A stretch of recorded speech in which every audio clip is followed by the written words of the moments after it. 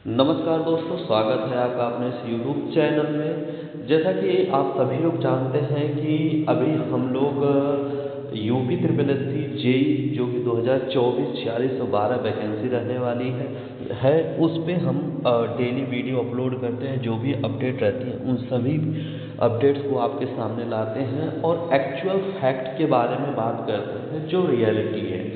बाकी यूट्यूबर्स की तरह गुमराह नहीं किया जाता है आप लोगों को।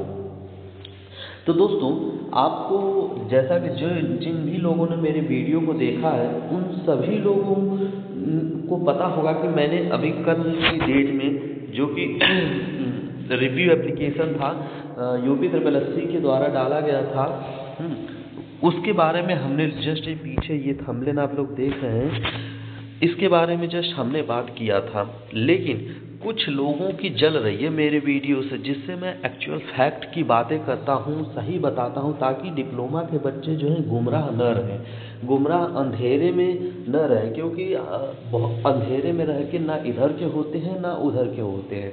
तो मेरे इस वीडियो पे बहुत सारे निगेटिव कमेंट भी आ रहे हैं। जैसे कि अब जिनकी जलती है वो निगेटिव कमेंट करते हैं, कहते हैं कि आप एनालिसिस नहीं करते हैं, बिना बिना पढ़े ही यूट्यूब पे वीडियो बना के अपलोड कर देते हैं, सही जानकारी नहीं देते हैं।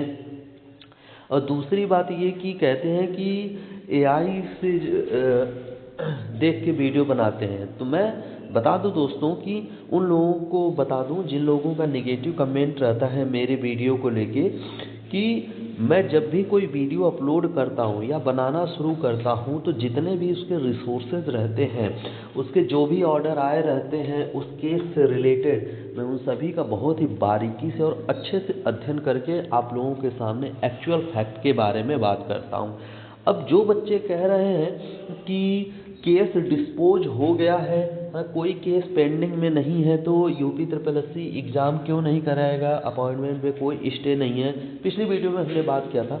दोस्तों, आप एक बात बताओ, और आपने कहाँ पे या किस यूट्यूब चैनल पे आपने देख लिया? यूट्यूब चैनल पे तो खैर देखने को सुनने को मिला ही होगा, लेकिन आप लिखित में कहाँ से देख लिए कि माननीय न्यायालय ने फाइनली तरीके से यह कह दिया हो कि बीटेक वाले पूर्ण तरीके से इसकी यूपी ट्रिपल एस सी 4612 की जो वैकेंसी है उससे पूरी तरीके से बाहर हो गए हैं। आप कहाँ देख लिए? आप मुझे कमेंट करके बताएंगे कि लिखित में आपको कहाँ मिला। अगर केस ने ऑर्डर दे ही दिया है, कोई भी केस पेंडिंग नहीं है, तो उसको लिखित में माननीय न्यायालय देना, तब ना हम जानेंगे। भाई हमारे सामने तो इतना हम वीडियो बनाते हैं इतना, क्योंकि हमें भी कंटेंट चाहिए होता है, तो हम वीडियो बनाने के लिए तो हम भी फैक्ट बताने के लिए होना तो चाहिए कुछ जो हम आपको दिखा सके। आपने ऐसा कहाँ देख लिया कि या पेपर में न्यूज़ निकला हो या फिर और को माननीय न्यायालय का ऑर्डर आया है, आपने ऐसा कहाँ देख लिया कि आप इस बेसिस पे कह रहे हैं? कहीं नहीं मिलेगा अभी आपको। अगर ऐसा है तो कोर्ट जो है ऑर्डर देने में डिले क्यों कर रहा है? आप खुद सोच सकते हैं। अरे भाई देखो, सीधी सी बात यह है कि मैं मानता हूँ कि कोई भी केस पेंडिंग में नहीं है, और ये जो रिव्यू एप्लीकेशन था ये ना कोई डिप्लोमा वालों की तरफ से कोर्ट केस था, ना ही बीटेक वालों की तरफ से। ये तो यूपी ट्रिपल एस सी अपने ना फंसे, आगे चल के कोई प्रॉब्लम ना हो, इसलिए उसने रिव्यू दिया था। इसलिए रिव्यू मांगा था। उसके कुछ कंफ्यूजिंग पॉइंट थे जो कि वही एग्ज़ाम प्रोसेस, सिलेक्शन और अपॉइंटमेंट को लेके, तो उसने इस बात को क्लियर किया है उस चीज़ को, और कुछ नहीं था।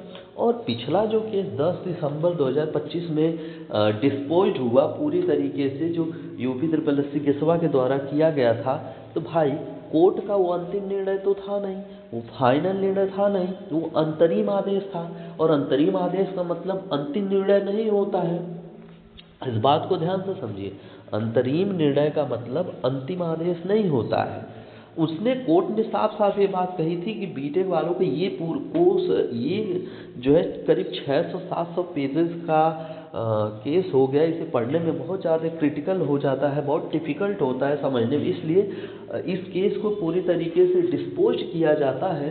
क्योंकि वैसे भी गेसवा वाला अपना वकील नहीं भेजता था, तो प्रेजेंट नहीं रहता है, कोई डॉक्यूमेंट नहीं मिलता था, तो हमेशा वो टाइम ही मांगता था। इस वजह से इस चीज़ को देखते हुए कोर्ट ने कह दिया गेसवा के जो वकील है या गेसवा ग्रेजुएशन एसोसिएशन को कि आप पहले पूरी तरीके से रेडी हो जाइए सभी डॉक्यूमेंट के साथ, फिर से अगर आप चाहें तो आप केस कर सकते हैं।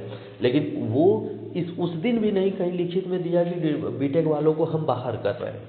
भाई केस फंसे ना आगे चल के, इस वजह से यूपी ट्रिपल एससी ने रिव्यू एप्लीकेशन मांगा था।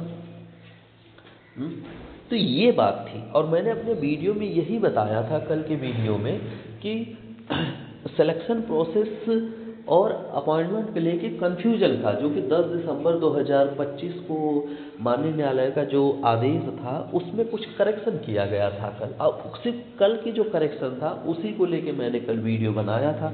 तो बहुत सारे लोगों का जिनकी जल रही थी, जैसे बीटेक के स्टूडेंट हैं, उन लोगों को निगेटिव कमेंट्स आ रहे थे, तो मैं सोचा चलो एक वीडियो बना देते हैं। हाँ, लेकिन अब हम बात करते हैं मुद्दों की। अब हम मुद्दे की बात करते हैं। खैर ऐसे कमेंट आते रहेंगे, बाकी अपने डिप्लोमा भाइयों का साथ रहेगा तो कोई दिक्कत नहीं है, और डिप्लोमा भाइयों को जो प्यार है, सपोर्ट है, वो बनाए रखिए। और हाँ, हमारे टेलीग्राम चैनल से आप लोग जुड़ जाइए, जिसमें हम यूपी ट्रिपल एससी से रिलेटेड डिफरेंट टाइप के डिफरेंट कोचिंग इंस्टीट्यूट के या फिर टेस्ट सीरीज उसमें आपको मिलते रहेंगे, शॉर्ट नोट्स मिलते रहेंगे टेक्निकल सब्जेक्ट के, और फुल नोट्स भी मिलते रहेंगे।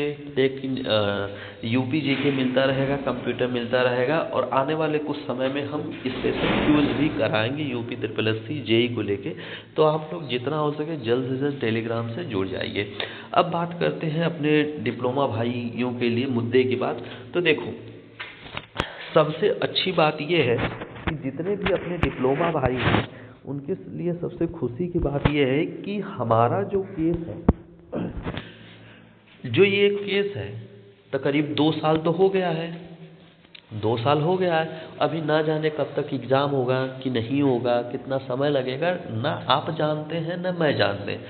अब मैं अगर वीडियो बनाता तो मैं किसी रिसोर्स से मालूम करके एक्सपेक्टेशन डेट आपको बताता हूँ, लेकिन क्या होता है, क्या उसमें नहीं होता है। और मैं अपने वीडियो में फैक्चुअल बातें ही करता हूँ। तो आप लोग वीडियो को देखिए, समझिए और कॉमन सेंस लगाइए। बस दूसरों की वीडियो देख के ज़्यादा वो नहीं उड़ा जाता है निगेटिव कमेंट को लेके।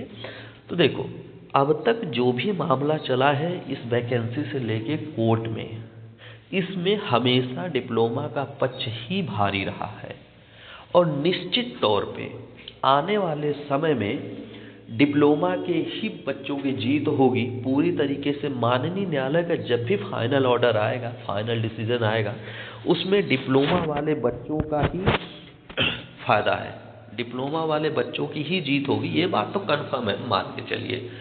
अब रहती है बात सिलेक्शन प्रोसेस की, एग्ज़ाम के अपॉइंटमेंट की। तो अगर हम बात करें पिछले रिकॉर्ड को देख के, जो पिछले समय जो 16 की, 18 की या 13 की वैकेंसी रही हैं, अगर उनको हम उन रिकॉर्ड में रख के बात करें तो आपको पता होगा कि जो पिछली वैकेंसी रही है यूपी ट्रिपल एससी जेई की, उसमें भी गेसवा ने सब में केस किया, और ऐसे ही केस चला 2 साल, 3 साल, 4 साल। एग्ज़ाम होते होते, सिलेक्शन अपॉइंटमेंट करते करते 5 साल, लगभग 5-6 साल तक लग जाता था।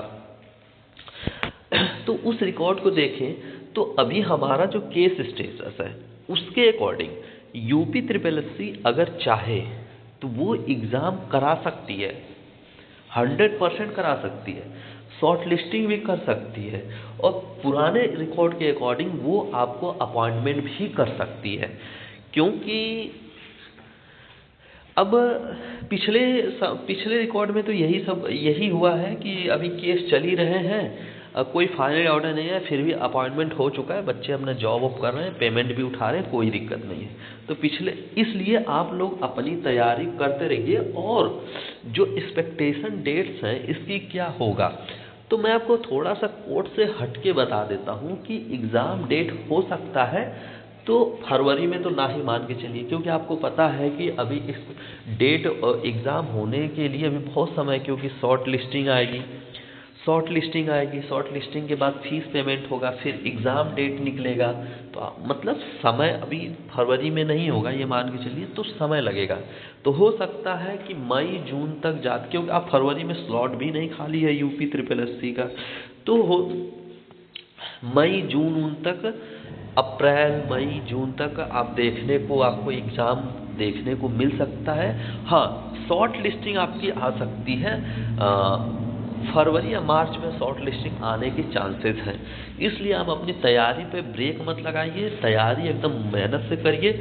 और सबसे बड़ी बात यह है कि तैयारी में भी जो ओबीसी की कैटेगरी के स्टूडेंट हैं वो सबसे ज़्यादा मेहनत करें, क्योंकि आपको पता है वैकेंसी बहुत बड़ी है और ओबीसी कैटेगरी में सबसे ज़्यादा स्टूडेंट हैं, मैक्सिमम स्टूडेंट हैं। जैसे अगर 13,000 अगर मैं स्टूडेंटों की बात करें, टोटल जो आरटीआई के अकॉर्डिंग फॉर्म है 13,500 के लगभग हैं, जिसमें से 5 से 6,000 तो सिर्फ ओबीसी कैंडिडेट हैं।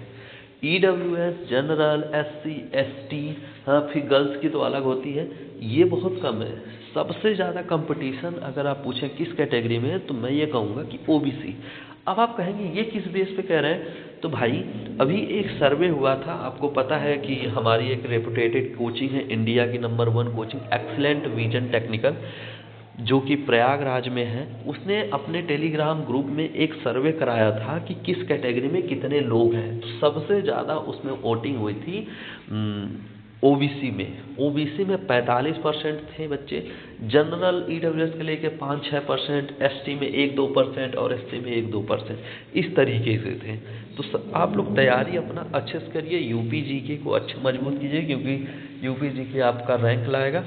तो दोस्तों मुझे बस इस वीडियो में आपको कुछ खास नहीं बताया हूँ, क्योंकि कुछ है ही नहीं बताने को। मैं बस नेगेटिव कमेंट को लेके बताया हूँ कि हमारे वीडियो के माध्यम से जो भी आपको बताया जाता है वो एग्जैक्ट न्यूज़ बताई जाती है, एकदम फैक्चुअल बात, जो हकीकत है। गुमराह अदर यूट्यूबर्स की तरह हम आपको गुमराह नहीं करते हैं कि आप झूठे मूठ आस लगाए बैठे हैं, इसके चक्कर में दूसरी वैकेंसी भी आप छोड़ रहे हैं। बीटेक वालों का क्या है, वो तो चाह ही रहे हैं कि आप इस वैकेंसी में फंसे रहें, एसएससी का वो मार लें और अदर वैकेंसी जो है वो मार लें। इसलिए आप जो है इसे करते करते बाकी वैकेंसी की भी भरिए फॉर्म। आपको बीटीएससी जेई का भी आया हुआ है, रेलवे का भी आपको फरवरी में पेपर, एससीबीटी 1 एग्ज़ाम, आप ये सब बातें मालूम ही हैं।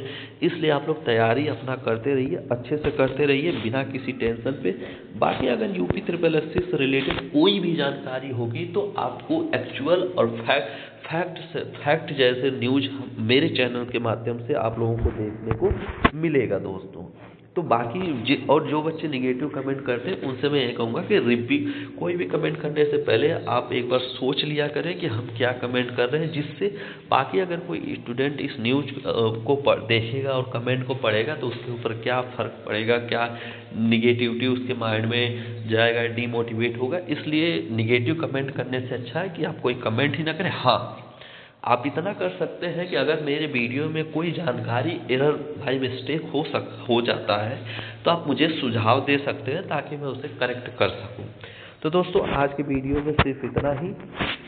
बाकी पढ़ते रहिए, मस्त रहिए, टेंशन फ्री रहिए। बाकी अगर कोई जानकारी आती है तो मैं आपको सबसे पहले बताऊंगा। और टेलीग्राम चैनल सब्सक्राइब कर लें, अगर चैनल पर नए हैं तो चैनल को सब्सक्राइब करें, शेयर करें और लाइक ज़रूर करें।